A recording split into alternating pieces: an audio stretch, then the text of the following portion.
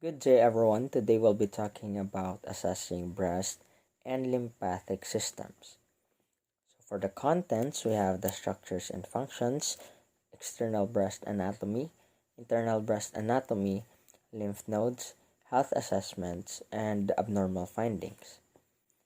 So, starting with the structure and function. The breasts are paired mammary glands that lie over the muscles of the anterior chest wall. Depending on their size and shape, the breast extends vertically from the second to the sixth rib and horizontally from the sternum to the mid-axillary line. The male and female breasts are similar until puberty, when female breast tissue enlarges in response to the hormones estrogen and progesterone, which are released from the ovaries. The female breast is an accessory reproductive organ with two functions. This is to produce milk and store milk that provides nourishment for newborn babies and to aid in sexual stimulation. The male breasts have no functional capability, on the other hand. Then lymph nodes are present in both male and female breast. So these structures drain lymph from the breast to filter out microorganisms and return water and protein to the blood. Then, for purposes of describing the locations of assessment findings, the breasts are divided into four quadrants by drawing horizontally and vertically imaginary lines that intersect at the nipple. So the upper outer quadrant, which extends into the axillary area, is referred to as the tail of a spans. Most breast tumors occur in this quadrant. Then we have the external breast anatomy. So the skin of the breast is smooth and varies in color depending on the client's skin tones. The nipple, which is located in the center of the breast, contains the tiny openings of the lactiferous ducts through which milk passes. Then the areola surrounds the nipple and contains elevated sebaceous glands, which is the Montgomery glands, that secrete a protective lipid substance during lactation. So hair follicles commonly appear around the areola. So smooth muscle fibers in the areola cause the nipple to become more erectile during stimulation. The nipple and areola typically have darker pigment than the surrounding breast. Their color ranges from dark pink to dark brown, depending on the person's skin color. The amount of pigmentation increases with pregnancy, then decreases after lactation. Then moving on to the internal breast anatomy. So female breasts consist of three types of tissue, which are the glandular, fibrous, and fatty adipose tissues. So glandular tissue constitutes the functional part of the breast, so allowing for milk production, and glandular tissue is arranged in 15 to 20 lobes that radiate in a circular fashion from the nipple. So each lobe contains several lobules in which the secreting alveoli are embedded in grape-like clusters. The fibrous tissue, on the other hand, provides support for the glandular tissue largely by way of bands called Cooper's ligaments or the suspensory ligaments. These ligaments run from the skin through the breast and attach to the deep fascia of the muscles of the anterior chest wall. Fatty tissue is the third component of the breast. The glandular tissue is embedded in the fatty tissue. This subcutaneous and retromammary fat provides most of the substance to the breast, determining the size and shape of the breast. The functional capability of the breast is not related to size, but rather to the glandular tissue present. So the amount of glandular, fibrous, and fatty tissue varies according to various factors, and including the client's age, body build, nutritional status, hormonal cycle, and whether she is pregnant or lactating. Then moving on to the next page, we have the lymph nodes. The major axillary lymph nodes consist of the anterior, posterior, lateral, and central nodes, which are the pectoral, subscapular, brachial, and mid-axillary. So the anterior nodes drain the anterior chest wall and breast. The posterior chest wall and part of the arms are drained by the posterior nodes. The lateral nodes drain most of the arms, and the central nodes receive drainage from the anterior, posterior, and lateral lymph nodes. So a small proportion of the lymph nodes or of the lymph also flows into the infraclavicular or supraclavicular lymph nodes, or deeper into nodes within the chest or abdomen. Lymph nodes are filters where microorganisms, foreign materials, dead blood cells, and abnormal cells are trapped and destroyed. Then on the next page, we have the health assessments. So in collecting subjective data, when interviewing clients, especially females, about the breast, you're going to keep in mind that this topic may evoke a wide spectrum of emotions from the client. So explore your own feelings regarding body image, fear of breast cancer, and the influence of breast on self-esteem. Fear, anxiety, or embarrassment may influence the client's ability to discuss the condition of the breast and breast examination. Men with gynecomastia or cancer of the breast may be embarrassed to have what they consider a female condition. The following questions provide guidance in conducting the interview.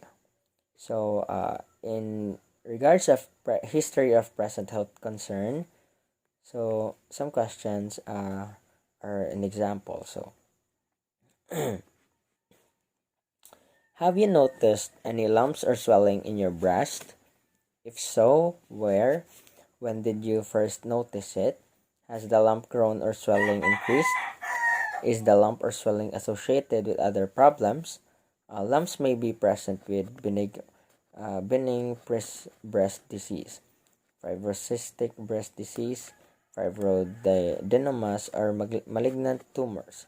So any lumps should be assessed further, and the client should be referred to a physician. So next is does the lump or swelling change during your menstrual cycle? So premenstrual breast lumpiness and soreness that subside after the end of the menstrual cycle may indicate benign breast disease. So lumps may be present with benign breast disease, fibroadenomas, or malignant tumors. So any lumps should be assessed further, and the client should be referred to a physician. So another question is, does the lump or swelling change during your menstrual cycle? So premenstrual breast lumpiness and soreness that subside after the end of the menstrual cycle may indicate benign breast disease, which is the fibrocystic breast disease. Then in regards of personal health history, so have you had any prior breast disease? Have you ever had breast surgery or a breast biopsy, breast implants, or breast trauma? If so, when did this occur? What was the result? So a personal history of breast cancer increases the risk of a recurrence of cancer. So previous surgeries may alter the appearance of the breast. Breast problems may occur with silicone breast implants. Trauma to the breast from sports, accidents, or physical abuse can result in breast tissue changes. Then, in regards to family history, uh, is there a history of breast cancer in your family? So who? So a history of breast cancer in one's family increases one's risk for breast cancer. Then, and in regards of lifestyle and health practices, do you engage in any type of regular exercise? If so, what type of bra do you wear when you exercise? So breast tissue can lose its elasticity if vigorous exercise is performed without support for the breast. So a well-fitting supportive bra can also reduce discomfort in the breast during exercise. Then moving on to the collecting objective data, which is the physical examination. So the purpose of breast assessment is to identify signs of breast disease and initiate early treatment. The incidence of breast cancer in women is rising, but early detection and treatment have resulted in increased survival rates. So in female breast, inspection, so inspect size and symmetry. Have the client disrobe and sit with arms hanging freely. Then you're going to explain what you're observing to help ease client anxiety. For the normal findings, so it is written below. Then also the abnormal findings, so it is also written below. Then moving on to the next page. Next is we're going to inspect the color and texture. So be sure to note client's overall skin tone when inspecting the breast skin.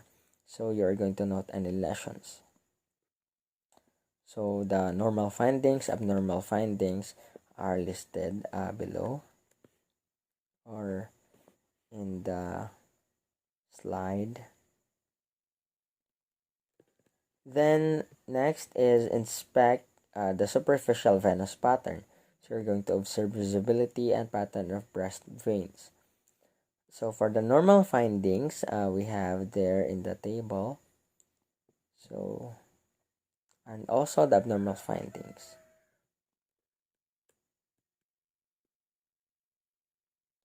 Next is we're going to inspect the areolas. So you're going to note the color, size, shape, and texture of the areolas of both breasts. So the normal findings and abnormal findings are written there.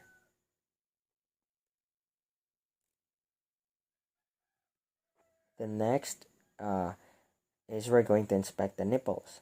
So you're going to note the size and direction of the nipples of both breasts. Also note any dryness, lesions, bleeding, or discharge. So for the normal findings, it is written there, and also the abnormal findings. Next is the inspection for retraction and dimpling.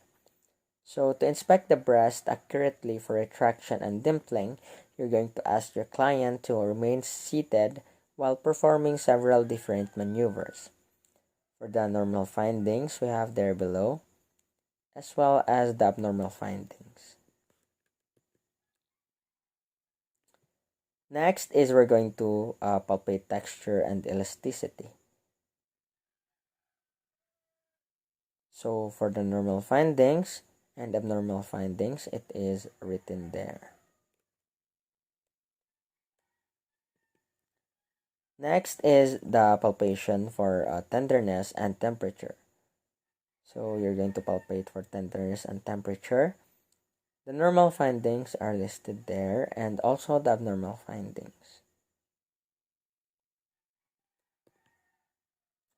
Then next is you're going to palpate for masses. You're going to note location, size in centimeters, shape, mobility, consistency, and tenderness. Also, you're going to note the condition of the skin over the mass. The normal findings and abnormal findings are listed. Then you're going to palpate the nipples. So you are going to note any discharge.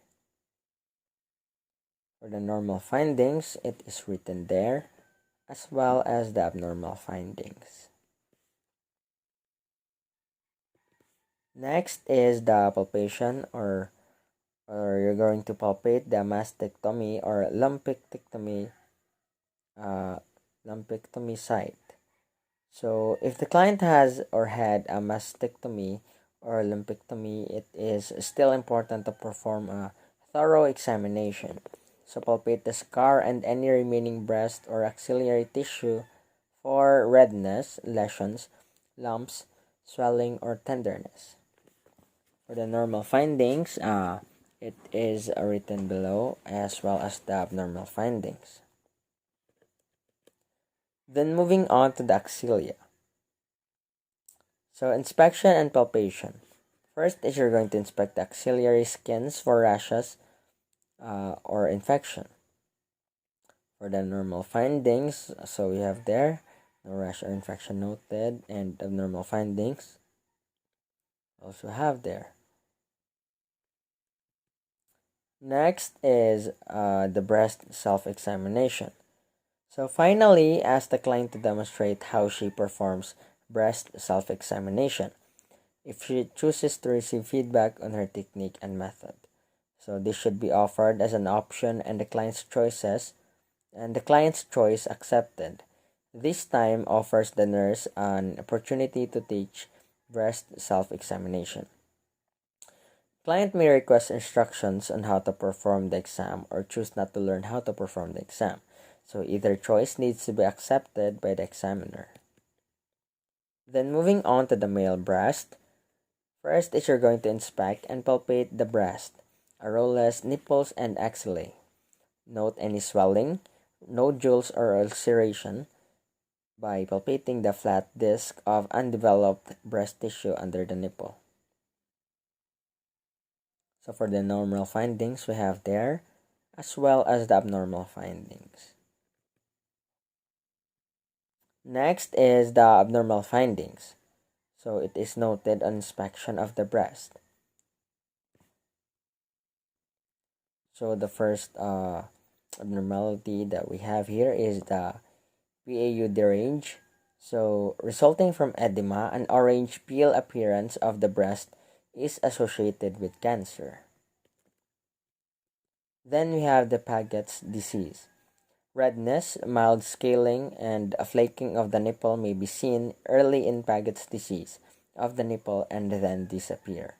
However, this does not mean that the disease is gone, but otherwise, thus further assessment is also always needed. So tingling, itching, increased sensitivity, burning, discharge, and pain in the nipple are late signs of Paget's disease. Next, we have the retracted nipple. So a retracted nipple suggests malignancy. Then we have the dimpling. Dimpling suggests it also suggests malignancy. Then the retracted breast tissue. So retracted breast tissue suggests also malignancy. Then abnormal findings or abnormalities noted on palpations of the breast. Some breast internal changes are detected only by palpation and mammography. So the following illustrations represent breast abnormalities, characteristic of tumors, fibroadenomas, and benign disease. So we have there the cancerous tumors. These are irregular, firm, hard, not defined masses that may be fixed or mobile. They are not usually tender and usually occur after age 50. Then we have the fibroadenomas. These lesions are lobular, ovoid, or round. They are firm, well-defined, seldom tender, and usually singular and mobile. They occur more commonly between puberty and menopause. Then we have the benign breast disease, or also called as the fibrocystic breast disease. Benign breast disease is marked by round, elastic, defined, tender, and mobile cysts. The condition is most common from age 30 to menopause, after which it is decreased.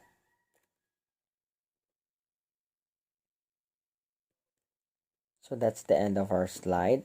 So I hope you learned something from this tackling. God bless you all. I hope you're doing great.